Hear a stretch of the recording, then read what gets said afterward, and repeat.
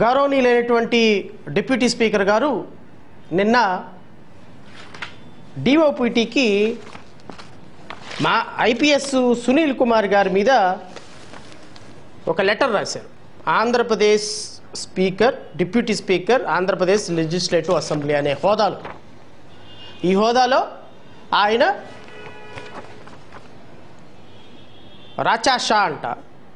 రాచనా Shah secretary, department of personnel training, ministry of personnel public grievances, so and so, government of India, New Delhi.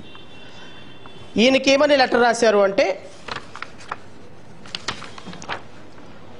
IPS Sunil Kumar గారు ఒక సందర్భంలో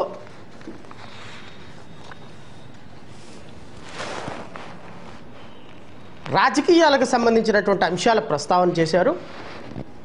ఒక IPS ఆఫీసర్గా service నిబంధనలో ఉన్నటువంటి వ్యక్తి rule 3(1) obligation to maintain absolute integrity and devotion to duty, rule 3 sub class 2 duty to maintain neutrality and impartiality, rule 3 sub class 3 requirement to act in a manner befitting the position held, rule 5(1) prohibiting association with any political party or political activity. ఈ 4 rules 1969లో ఉన్నటువంటి ఈ 4 rules ఆయన violate చేశారు. 68 all India service rules, conduct rules, all India service conduct rules 1968 rule violate చేశారు. కాబట్టి ఇతన్ని dismiss చేసేయండి సర్వీస్లో నుంచి. ఇతను ఐపీఎస్ ఆఫీసర్గా పనికిరాడు.